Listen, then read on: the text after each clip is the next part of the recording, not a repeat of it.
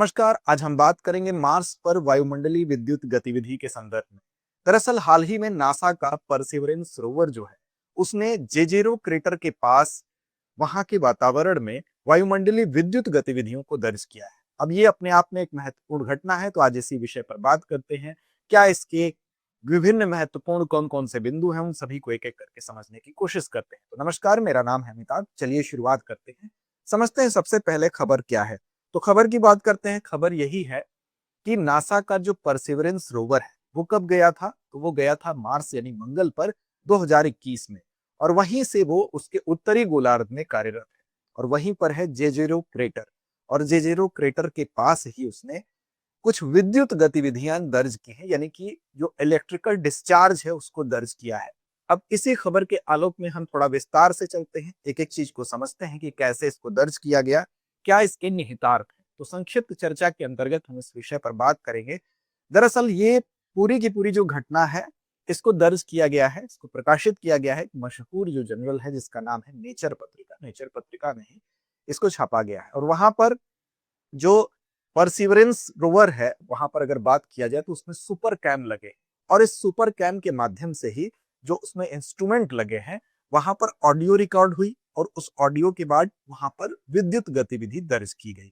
अब ये अपने आप में एक महत्वपूर्ण घटना है, क्योंकि अभी तक वहां पर जो भी इसके लिए संभावना ही व्यक्त की जा रही थी, कोई ऐसा इनसिटू एविडेंस अवेलेबल नहीं था, यानी कि प्रत्यक्ष रूप से कोई प्रमाण ऐसा नहीं मिला था कि इस चीज को दर्ज रूप में माना जाए। तो ये एक महत्वपूर्ण घटना है। अब इस अध्ययन को जब प्रकाशित किया गया है तो ये यहाँ से निहितार्थ निकल कर आ रहा है कि मार्स का जो वातावरण है, यानी मंगल ग्रह का जो वातावरण है, जिसको लाल ग्रह के नाम से भी आप जानते हैं, वहां पर इलेक्ट्रिकली एक्टिवनेस है, मौजूद है। और इस बात का वहां पर एक इन सिटू प्रमाण भी अब दर्ज कर लिया गया है। अब ये पारंपरिक जो लाइटनिंग होती है, यानी कि जो बिजली चमकती है आप जिस तरह देखते हैं, ये उससे थोड़ा अलग है। उससे अलग होने के कारण ही इसको जो नाम दिया गया है वैज्ञानिकों के द्वारा, वो दिया गया है मिनी लाइटनिंग।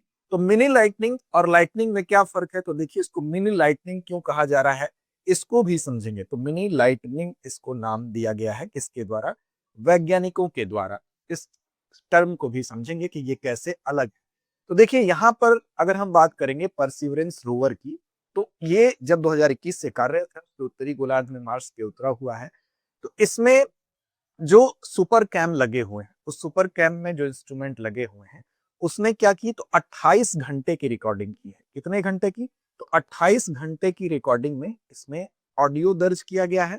और इसमें कुल ऑडियो के माध्यम से और जो भी चीज दर्ज की गई है, जो इलेक्ट्रिकल डिस्चार्ज दर्ज किया गया है, उसकी कितनी घटना दर्ज की गई है, तो लगभग 55 घटना दर्ज की गई है। 28 घंटे की रिकॉर्डिंग में इस चीज की पुष्टि हुई है।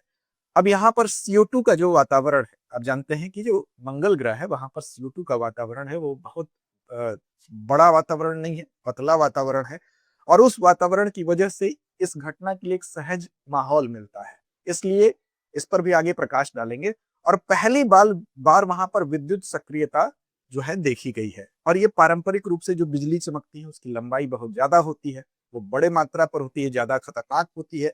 लेकिन ये मिनी लाइटनिंग इसको नाम इसीलिए दिया गया है कि ये कुछ मिलीमीटर से लेकर, यानी कुछ MM से लेकर कुछ CM तक ये है। तो मिलीमीटर से लेकर सेंटीमीटर तक होने के कारण ही इसको क्या कहा गया है, मिनी लाइटनिंग कहा गया है। यानी कि जो पारंपरिक बिजली जैसा हम पृथ्वी पर आकाशीय बिजली देखते हैं उसकी तुलना में ये छोटी है। लेकिन ऐसा नहीं है कि छोटी है तो इसकी तीव्रता कम है, इसकी तीव्रता पर्याप्त है। और ये बताया जा रहा है इस घटना को कि पहली बार जो विद्युत सक्रियता जो पारंपरिक रूप से अलग तो जरूर है, लेकिन कुछ मिलीमीटर का स्पार्क ठीक उस प्रकार का स्पार्क है जैसे कि आप सूखी कालीन पर चलते हो और फिर किसी दरवाजे को छूने पे जैसे चिंगारी उत्पन्न हो जाती है। कई बार आपने व्यवहारिक जीवन में ये देखा होगा। ये कुछ उसी तरह की चिंगारी है, यानी कि कुछ सेंटीमीटर कुछ मिलीमीटर तक ही इसकी माप है। लेकिन इसकी तीव्रता जो है जैसे ऑटोमोबाइल इग्निशन के बराबर बताया गया है। वैज्ञानिकों ने कहा है, इस घटना को कहा है ट्राइबो इलेक्ट्रिसिटी। ध्यान रखिएगा, इसको, इस घटना को क्या कहा गया है, ट्राइबो इलेक्ट्रिसिटी। तो ये ध्यान रखिएगा कि ट्राइबो इलेक्ट्रिसिटी के मूल सिद्धांत पर ही आधारित है। ट्राइबो इलेक्ट्रिसिटी का मूल सिद्धांत क्या है उस पर भी हम आगे बात करेंगे। और ये इसकी तीव्रता ये कहा गया कि बहुत हल्का भी नहीं है, यानी कि जितनी छोटी इसकी आकृति, जितना छोटा इसका आकार है उस हिसाब से इसकी तीव्रता कम नहीं है, पर्याप्त तीव्र है। और ये ऑटोमोबाइल यानी किसी कार के इग्निशन के बराबर इसकी तीव्रता है। हालांकि ये उतना खतरनाक भी नहीं है कि जानलेवा हो सके, लेकिन इसके कुछ हानिकारक दुष्प्रभाव हो सकते हैं, जिस पर आगे हम अगले सेगमेंट में बात करने वाले हैं। अब देखिए, इसमें फर्स्ट इन सीटू एविडेंस होने के कारण ही इसका जो है महत्व है, क्योंकि इसके माध्यम से ही कहा जा रहा है कि जो वहां का एटमॉस्फेरिक केमिस्ट्री है, यानी कि वातावरणीय जो रासायनिकी है, उसके विषय में कुछ चुनौतियां देखने को आ सकती हैं। इसके अलावा वहां जो डस्ट ट्रांसपोर्ट होता है, यानी कि हवाएं जब वहां पर चलती हैं तो डस्ट ट्रांसपोर्ट की वजह उसमें कुछ परिवर्तन देखने को मिल सकता है, मौसम में कुछ परिवर्तन देखने को मिल सकता है, मिशन सेफ्टी जो वहां पर है उस पर भी असर पड़ सकता है, यानी कि सुरक्षा को लेकर भी कुछ चिंताएं बताई गई हैं।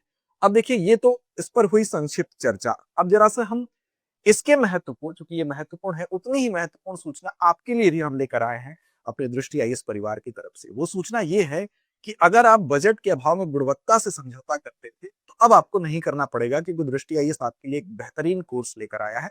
सिल्वर जुबली वर्ष जब पूर्ण किया गया तो 26 वर्षों के अनुभवों के आधार पर एक ऐसा कोर्स लाया गया है जिसकी कीमत मात्र 24,999 रुपए है, और जिसका नाम है GS studio live online. Foundation का कोर्स है। फाउंडेशन जीएस का कोर्स होने का मतलब ही ये है कि आपकी जीएस की जो संपूर्ण तैयारी है प्रीलिम्स से लेकर मेंस तक, वो इस कोर्स में होगी मात्र 24,999 रुपए।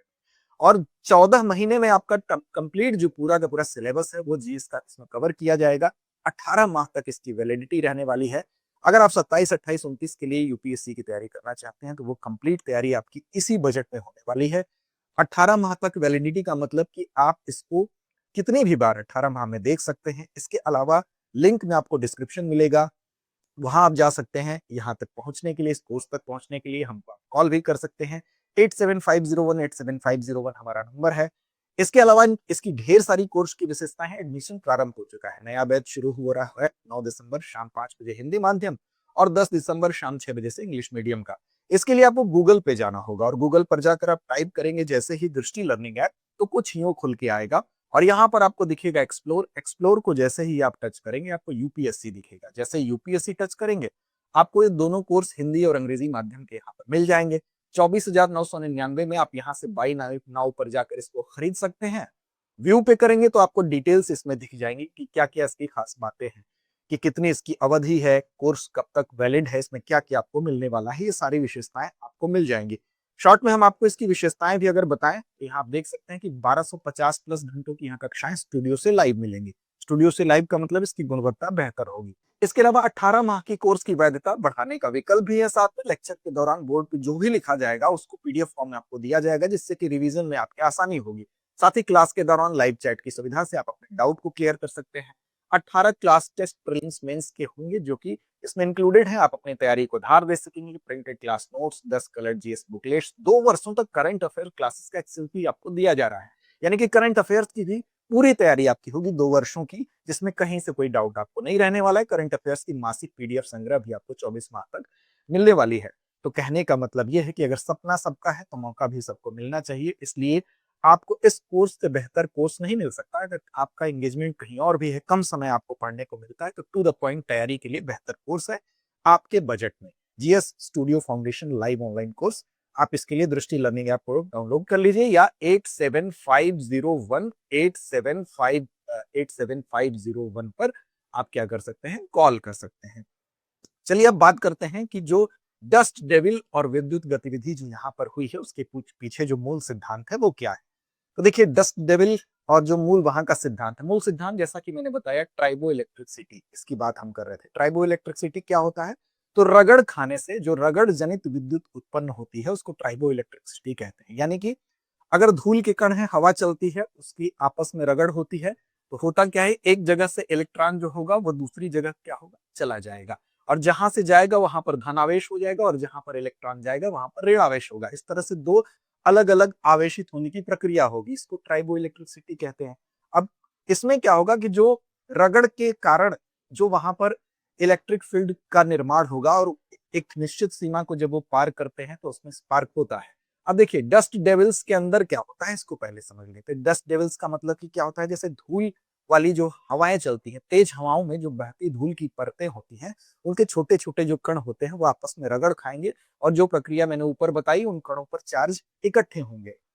अब कणों के आकार पर ये डिपेंड करेगा, कणों का आकार कैसा है, सामग्री उनकी कौन सी है, उनकी सतह पर, इसकी वजह से जो ऊर्जा होगी उसमें अलग अलग ऊर्जा के हिसाब से चार्ज का डिवीजन होने लगेगा। और ये विभाजन तब तक बढ़ सकता है जब तक कि जो स्थानीय इलेक्ट्रिक फील्ड है उसमें ब्रेकडाउन थ्रेशोल्ड पार न कर ले, यानी कि एक निश्चित सीमा को पार न कर ले। अब देखिए ये छोटे छोटे, जब ये निश्चित सीमा को पार कर लेगा तो छोटे छोटे आर्क बनेंगे, जिसको कि स्पार्क बनेंगे, जिसको कि आप अभी यहाँ पर इस घटना में देखे हैं। अब मार्स पर ये बनना आसान क्यों है? तो देखिए मार्स पर बनना आसान इसलिए है कि मार्स पर जो CO2 का जो वातावरण की परत है वो बहुत पतली है। अब इसका क्या कनेक्शन है तो उसको भी समझिए। तो देखिए पाश्चेन का एक रूल होता है, पाश्चेन का रूल ये कहता है कि गैस में स्पार्क बनने के लिए कितना वोल्टेज चाहिए होगा, ये निर्भर किस पर करता है, तो प्रेशर वहां पर क्या है और उसके गुणनफल उसकी दूरी से, यानी प्रेशर वहां का कितना है वायुमंडलीय और दूरी, इन दोनों के गुणनफल पर निर्भर करता है। अब देखिए वहां पर जो CO2 का प्रेशर है वो बहुत कम है और मार्स पर कम दबाव के कारण ही छोटे गैप में भी स्पार्क यहाँ पर बनना संभव हो जाता है, क्योंकि यहाँ पर अधिकांशतः CO2, मार्स का वायुमंडल काफी CO2 से बना और पतला वायुमंडल है, और इसकी वजह से यहाँ पर मार्स पर कम दबाव के कारण भी छोटे गैप में भी स्पार्क बनना संभव हो जाता है। तो ये यहाँ पर कारण है बनने का। अब सवाल होता है कि ये तो इसका मूल सिद्धांत है जिसकी वजह से ये छोटे स्पार्क देखे गए, लेकिन भविष्य के मिशनों के लिए ये एक चुनौती के रूप में क्यों इसको देखा जा रहा है, इस पर बात करते हैं। तो देखिए चुनौती ये है, खतरा ये है। खतरा पहला तो ये है कि अगर मान लीजिए कोई रोबोटिक आप मिशन भेजते हैं तो वहां पर रोबोटिक मिशन जो भी होंगे, पहला खतरा इन पर होगा।